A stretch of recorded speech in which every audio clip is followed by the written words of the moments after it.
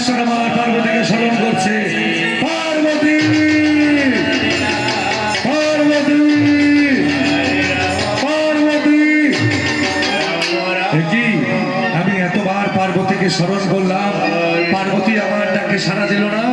না না না, আমার মন ভালো বলছে না, আমার মন বলছে পার্বতী নিশ্চয়ই কোথাও গেছে। তাই আমি নিজ ধ্যানে বসে তা দর্শন করব পার্বতী আমার কোথায় গেছে। তাই আপন ধ্যানে মগ্ন হয়ে মহেশ্বর আমার দর্শন করছে পার্বতী কোথায় গেছে। হরে রাম রাম রাম হরে হরে। ওম নমঃ শিবায় ওম নমঃ শিবায় হরে হরে বলে নমঃ শিবায়। হরে রাম হরে রাম হরে হরে। আজ জটাধারা শিব জটাধারা হরে হরে বলে নমঃ শিবায়। হরে রাম হরে রাম রাম রাম হরে হরে। নমঃ শিবায় নমঃ শিবায় হরে হরে বলে নমঃ শিবায়। ওলে ধরি ওলে ধরি হরে রাম হরে হরে। দেখি এই আমি কি দর্শন করলাম। না না না, পার্বতী আমার চলেছে সেই প্রভু রাজ দর্শনে। ছি ছি ছি ছি ছি, আমি কখনোই পার্বতীকে প্রভু রাজ দর্শনে যেতে দিতে পারি না। আমি যাব আমি যাব। পার্বতী পার্বতী কোথায় গেল পার্বতী। হরে রাম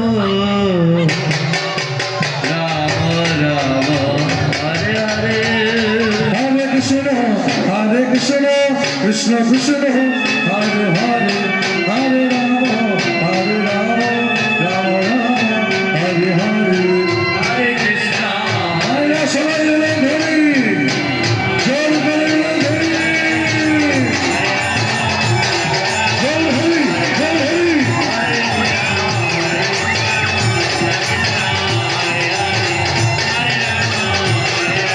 খুব হরে হরে হরে খুব হরে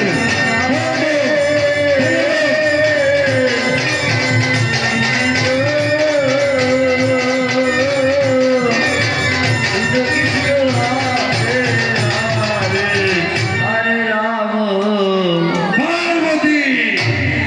হরে রাম। সত্য করে বলো পার্বতী, আজকে নিশীতে কি ঘটতে চলেছে।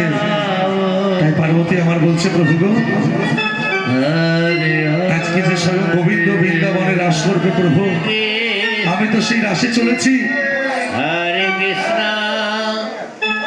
কৃষ্ণ কৃষ্ণ হরে হরে হরে রাম রাম রাম হরে হরে। আমাদের প্রশান্ত দা আমাদের ভোলানাথকে, এই যে ভোলানাথ এদিকে এসো। ও ভোলানাথকে পূর্ণ 100 টাকা দান করেছে। তেনার মনের আশা জানি পূর্ণ করেন স্বয়ং দয়াল ভগবান। কৃষ্ণ ও পার্বতী বলো, বলছে প্রভু গো, আজকে নিশীতে স্বয়ং গোবিন্দ ওই মধুময় বৃন্দাবনে রাস করবে। আমি যে সেই রাসের সহায়িকা। কি প্রভু রাস করবে? চলো পার্বতী চলো, আমরা দুজনে মিলে যাবো। হ্যাঁ, প্রভু। হরে আপনি যে সেই রাশি যেতে পারবেন না, কারণ কৃষ্ণ কারণ গোবিন্দ হরে কৃষ্ণ যে রাস করবে কৃষ্ণ সে সমস্ত গোপীলেই রাস করবে। গোবিন্দ একা পুরুষ ছাড়া আপনার মতন মহাপুরুষ ওখানে যে প্রবেশ করতে পারবে না। কি আজকে আমার মতন মহাপুরুষ ওখানে প্রবেশ করতে পারবো না? তাহলে শোনো পার্বতী, তোমারও যাওয়া হবে না হবে না হবে না। তাই পার্বতী বলছি প্রভু গো, আমি আপনার দুটি চরণ জড়িয়ে ধরে বলি প্রভু, আমাকে একবারটি সেই রাসমঞ্চে যেতে দিন। আমি যে সেই রাসের সহায়িকা, রাস ছাড়া যে আমি অসম্পূর্ণ থেকে যাবে। না পার্বতী, তুমি পারবে না। তাই পার্বতী আমার ক্রোধান্বিত হয়ে বলছে প্রভু গো, আমি যে যাবো, আমি যাবো সেই কৈলাস ধামে, আমি যাবো, আমি আসছি প্রভু, আমি আসছি। পার্বতী